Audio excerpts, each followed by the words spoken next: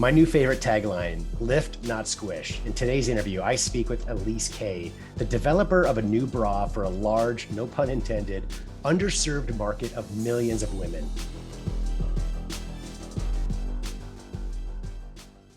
Welcome back to the Harvest Growth Podcast. I'm really excited today to be interviewing Elyse Kaye. She's the inventor and founder of BloomBras.com, BLOOMBRAS. So BloomBras.com. We're going to talk a bit more about what this product is. It's really shaking up the bra industry and with coming up with a new design, which really hasn't been meeting a need that hasn't been met before. I'm really excited to hear more about the story, to share with our audience, and to share some learnings along the way, because Elyse has some background. This is not her first time inventing a product. In fact, she's worked with inventors and entrepreneurs for a long time, helping them, and in a previous career in the CPG space, working in new products as well. So Elyse, welcome to the show. Thank you. I'm so happy to be here. Can you tell us about BloomBras? So tell us a bit about the story, what the product is for those in our audience who haven't heard of it and haven't been to the website yet. If you could describe it, and how did you come up with this idea? Absolutely. So BloomBras is the most body-inclusive line of sports bras on the market. It's designed to lift versus squish, and it was solving a personal issue. So I wrote the business plan a long time ago after not being able to find a sports bra that worked for me. And so when I ran from my first half marathon, I did what a lot of women do, which is I wore an underwire bra under a sports bra and had no skin left from the chafing. And so I started to do some research and found thousands and thousands and thousands of women complaining about the same issue. And so I took a deep dive and I said, this really isn't a design challenge, it's an engineering one.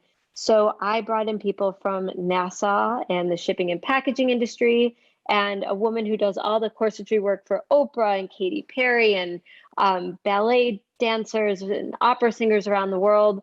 And I had them bring my vision to life. So it's been a crazy journey, but we now service from sizes 28C to 56L. Wow, L is not a size I've heard of before. So how common are those larger sizes? Do you find, I think on your website, I read that 70% of women are in, is it C cup plus? Is that right? Yep, 70% of women are D cup or above in the United States. Yeah, and the average dress size in the US is somewhere between a 14 and a 16, which is a band size of about a 44 or 46. And just to give you an example, Nike, Lululemon, Athleta, none of them go above a 38 double D. Some of them are now in the 40 range, but so that means that a good portion of the population is actually not even able to walk into a store today and buy a sports bra. It's amazing to think about that, right? Because at whatever size we are, we can be very active, right? And have that, I can't say we for the bra industry, of course, but having the need for it, just being a male. But it's amazing that there's an audience that's just not served. Why do you think that is, that these big brands have not met the need for women that are above those sizes? Well, if you think about it, somebody like a Nike who's been essentially taking two pieces of cloth, sewing them together and creating different prints and different colors, has been doing this for years and years and years. And so essentially they're printing money. To change it up and to go into the larger sizes, if you think about weight distribution. So if we take the word boob out of the equation here and we say, you would never use the same mechanism to carry a 3-pound rock as you would a 12-pound rock. So if you think about the mechanism to lift and to hold up weight, as well as if you put 10 women who are all, let's just say, a 38 triple D next to each other, they're going to look different. Their bodies are going to hold different based on their age, their demographic, their if they've had children or not. And so it's just a very different strategy on product, on materials, and of course on marketing. So if I'm hearing you right, it's more than just making a bra that has a bigger band around it, right? There's so much more to it because you need more support for a very different size that comes with that larger size. Exactly. So for me, I looked at it and I said, if I could solve for every pain point that I had for sports bras, it would be it would be on the straps adjusting, the cups adjusting. Instead of putting a product over the head, I wanted it to have all of the adjustments in the front. I wanted wicking because, as your body heats up and expands, it's going to change. Our bodies change about 10% a month naturally with fluctuation. So if you're a B cup, it's not a big deal. But if you're a triple D, that's actually a full cup size. And so if you're, if you're active, that affects you on a day-to-day basis. And so again, when I started looking at the designs that were out there, they were antiquated and they weren't affecting what most of the women that I knew were going through, which is that our bodies were changing, especially those who've had children. So the crazy thing was when I decided I was going to do this, I had no idea what I was doing, but I put a prototype together and put a message out on a Facebook group in the Bay Area, which is where I live, and just said, hey, I've got a couple of prototypes, different sizes, and I'm looking for women between this size and this size to just come over and give me your opinion. I had 165 women show up at my door. And then when I launched on Kickstarter and had 240,000 people come through our page in 3 weeks' time without spending $1 on media, without driving. Yeah, you didn't spend money, to be clear. Yeah. So some of them purchased, of course, but that's amazing. Most Correct. Kickstarter campaigns, they talk about volume like that. It's easy to do if you're spending tens or hundreds of $1,000s on media, but the fact that you didn't, it shows that there is demand for this product for sure. If we talk about the design a little bit, so you mentioned how you worked with NASA and with one of Oprah's corset makers. Mm-hmm. So help us understand. So how did NASA come into play? How did they help you? What benefit did they bring to the table for you? So materials and seams. So the biggest challenge. So when I was setting out to do this, I was looking for inspiration in a lot of different places. So whether it be something like looking at the material used in a parachute or a kite, looking at the seams that were used to carry heavy equipment, looking at I love to give the example of, I don't know if you've ever seen the aerial yoga where they've got the silks where people are doing acrobatics in the air. And sure. So I went to an aerial yoga class, and there was a man who I would say weighed about 300 pounds, who at the end of class, you cocoon and you hang out in the little silk. And I was like, if it can hold this man, why is it that it can't hold a pair of breasts? And so all of those little things I started to pull together. And so by having access to the folks at NASA to be able to say what happens in extremes, right? When your body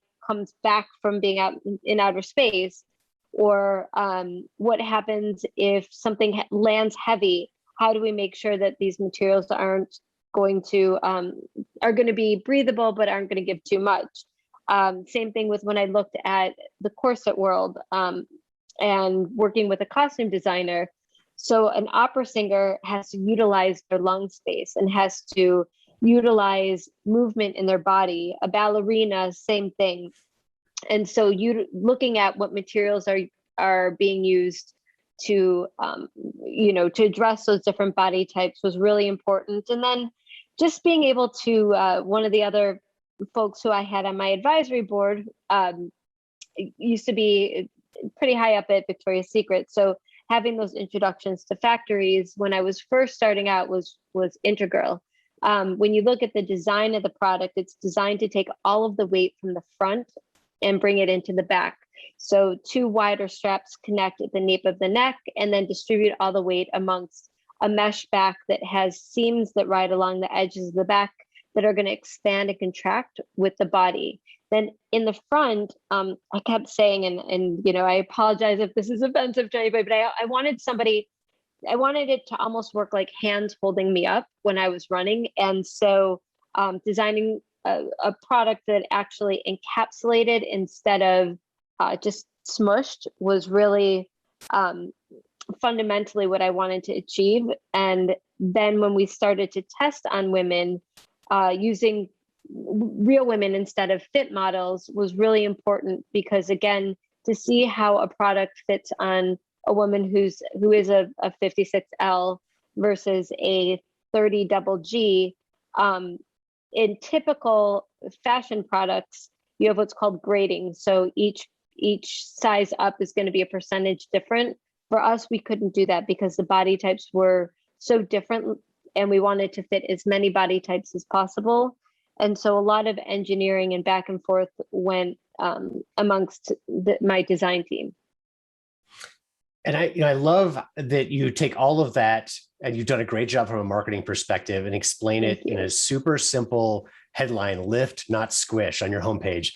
That brings everything you just explained, that brings it to light, and makes a lot of sense very quickly. I can't speak again by personal experience, but I've talked many times with my wife about this. With the issue with sports bras in general is it just it's squish, right? It's not comfortable. Right. It does what it needs to do sometimes, not for every size, as you're saying, but it can be painful. It can be certainly uncomfortable. And what a great solution. One of the first questions I asked you was, if this is such a great idea, which it is, why haven't other people done it? Why haven't other companies done it? And I think you've done a great job explaining there's so much to it. It's not an easy solution.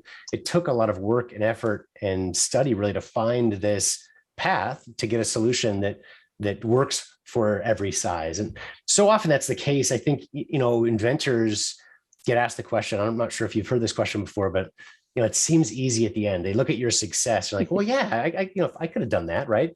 But there's so much that goes into it, where it's not just identifying the problem, but it's identifying a solution that's going to work. That's where that real effort comes in between the problem and the solution, that I think you've done such a great job of. Thank you. Far. Yeah, I mean, I think it is easy to, or I'm sorry, it is, easy to look at something after the fact and say, yeah, that would be so easy to do, or why hasn't anybody done it? But when you actually delve into it, I mean, I probably spoke to 40 to 50 factories who said no before I finally found a factory who agreed to work with me. And even with that, when we got down to production, they backed out at the very last minute. And so I ended up having to build my own factory, which, my background is in manufacturing. So most folks probably wouldn't want to take something like that on. For me, it was a bit of a not what I was planning on doing, but it was a little bit of a dream, because I got to build a sustainable factory in the fashion space. So it was, but it pushed us back over a year, and it was an expensive venture to get into. When you look at why the other brands are not doing this, why they're not addressing this huge market, you say it doesn't help their bottom line, and factories don't want to manufacture complicated products. Consumers don't want to pay for necessarily complicated products, and most important, large scale brands don't want to have to explain what a product is. And so for us, we were running up against a lot of challenges at the beginning with getting the product made, and then keeping up with demand. So, my forecasts at the beginning were all over the map. I wasn't sure if this was going to resonate more with women who are like me, who are smaller in stature, but busty, or if it was going to resonate with new moms, or a huge area of community that we work with, our breast cancer survivors. So, that's 1 in 7 women is now a breast cancer survivor, or is affected by breast cancer.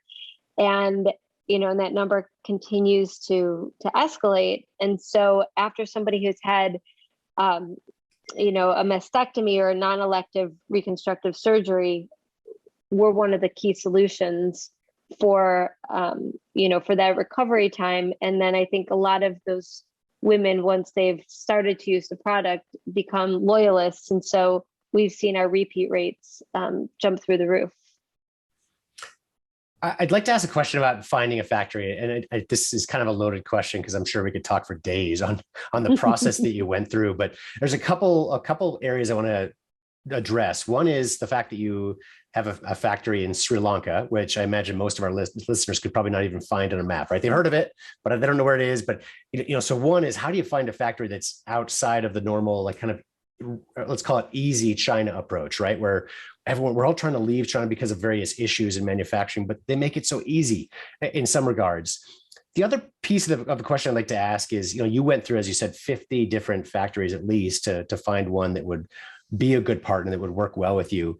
And I would love to kind of walk down that road of, well, how do you find, what's the process? So, finding it in remote corners of the world, like Sri Lanka, and finding a factory that'll work with you, it can be such a difficult task.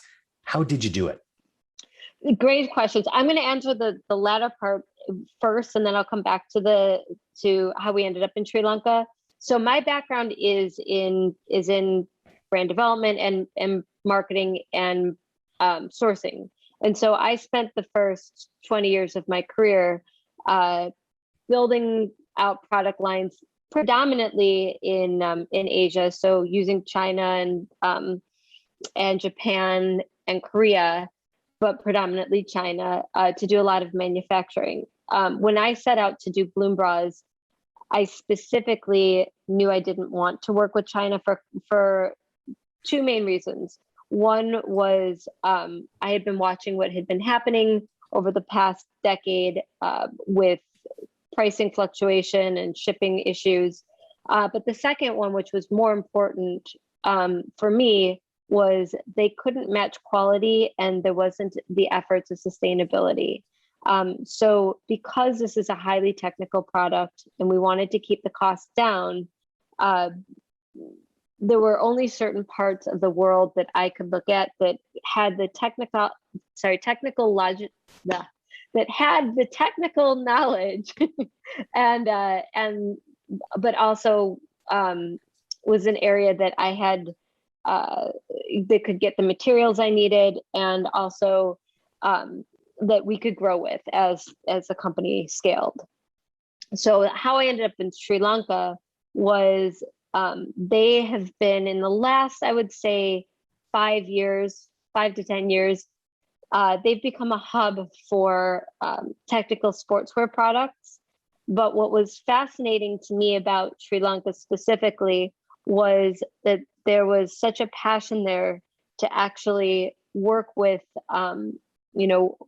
designers like myself who were in the startup space. And so like when we found the land to build the factory on, we were able to utilize wind power, solar power, water power, and then utilize local labor and feed the local labor from the land. And so that was pretty cool to be a part of. And because I had to work on MOQs that would work within my budget. And as we were, scaling up the company, we had no money at the very beginning. I mean, I think most startups, when they're getting into specifically a product line, will hear a lot of no's. And at some point, a lot of people will get frustrated and we'll just stop right there. For me, that was actually the entry point, right? As soon the more no's I had, the more passion I had to actually make this thing come to life.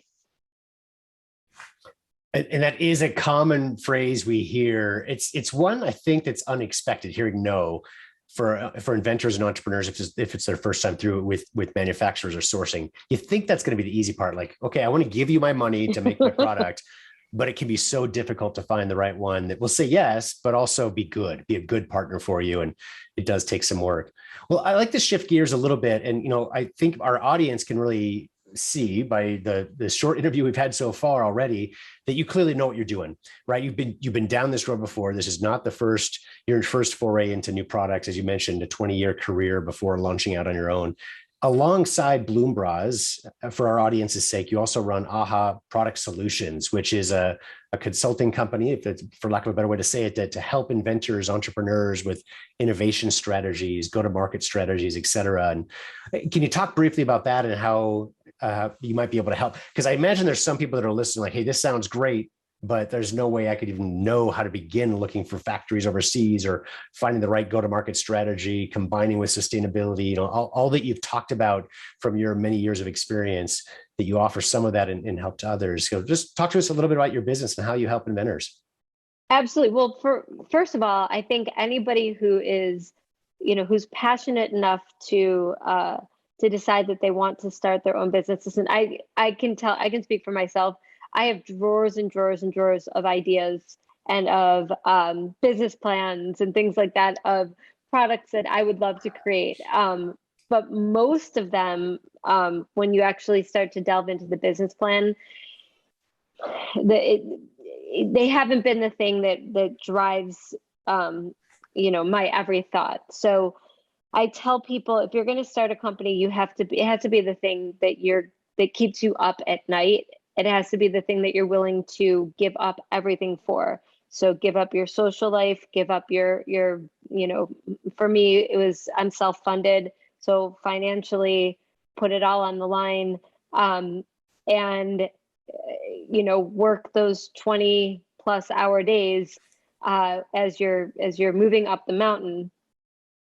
If you've checked all of that off and said, yes, I'm in on that, then I think the next thing really is to be able to find mentors. And so people who can help you along the way. And again, for me, I've been very fortunate that I have a very strong network of people who have stood by me, who have been advisors to me, and who are way smarter than I have and have done way more than I have, that I can call when I've got very specific questions. So with my consulting business, I've been doing it for a long time. I help usually companies that have already gotten funding, or small to mid-range companies, but also I get brought in a lot of times from larger companies who are going into, let's just say, a new category. And it's really helping them to figure out what that area of opportunity looks like. So for me, that's combining what a consumer would actually purchase, what a typical customer would put on a shelf or on a website, and then what a manufacturer could produce. Once you've got those areas identified, then for me, product development is extremely exciting. That's fun. And I love how you started off by talking about really the combination of passion and hard work, right? So you've got to have passion and the love for what you do, because it is hard in the early days. So often my interviews are with successful entrepreneurs like yourself that, eventually life gets a little easier, and it's that's what people see is the end result. They don't realize what goes into it in the upfront days, weeks, months leading up to that. But if you have the passion for it, if you love your product, then it doesn't seem like work most days, right? It's still hard, right? It's tiring, but it makes a big difference. I disagree with that. I think every day I wake up and I say, like, I am so fortunate. I love what I do. I love, love, love my community. And so every day I wake up and I say, this is what I'm supposed to be doing, and I'm excited. But there are very few days that you don't run into something that is a challenge. I'll give you an example of something that happened to us during the pandemic, and I will omit names, but a very large retailer we had an agreement with, and we were supposed to be in store with them on June of 2020. And so if you backtrack, knowing anything about product, you have to order materials 6-7 months in advance.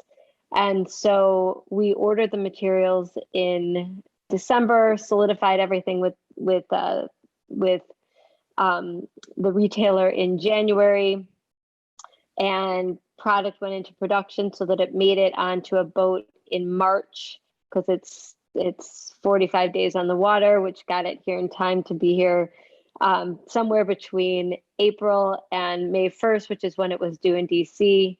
And if you backtrack, March, I think it was 13th of 2020, the world stopped. And to this day, that retailer has still not responded to emails, but we're self-funded, right? So that meant I was out all that money. So that inventory, while it is great inventory, right, and we're working through the inventory, that was a really, really tough pill to swallow. And then the silver lining of it was because everybody was at home and working out at home, and also looking for more comfortable options, our online sales through our own website went through the roof. So we were well above our forecasts there. And luckily we had the inventory from one to ship to the other.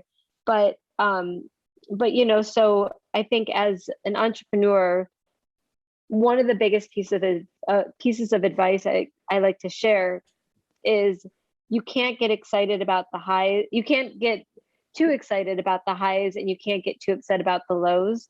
You have to stay the course and celebrate the wins, and look at maybe the not wins as opportunities, because they happen day to day. So while yes, it does get easier, the stakes get higher. So if I had failed at the very beginning, there was a little bit more leeway and a little bit less exposure. So again, I think it's a constant journey as an entrepreneur, to say, how do I continue to grow this business? How do I wake up every single day and say, this is my life's passion, this is what I want to do, and this isn't work. Absolutely. That's great advice and great perspective. Thanks for sharing that. I do want to tell our audience, be sure to check out Elyse's website, which is bloombras.com. The spelling is BLOOMBRAS.com. And it's also in the show notes.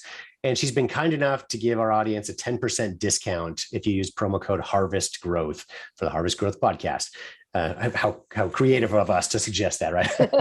So hopefully that's easy to remember for everybody too. It's just one word, no space between them, Harvest Growth. But I do encourage everybody to check out the show notes, or check to find her website and details if you haven't had the chance to write it down, or go to her website, bloombras.com. At least check out the product and see the great designs that she has put together, and be able to support her business as well, and support further growth. But Elyse, I want to thank you so much for joining the show today. This has been a great interview, a lot of fun, and I think I've learned a lot. I know our audience has as well. Good. It's been so much fun to be here. Thank you for having me.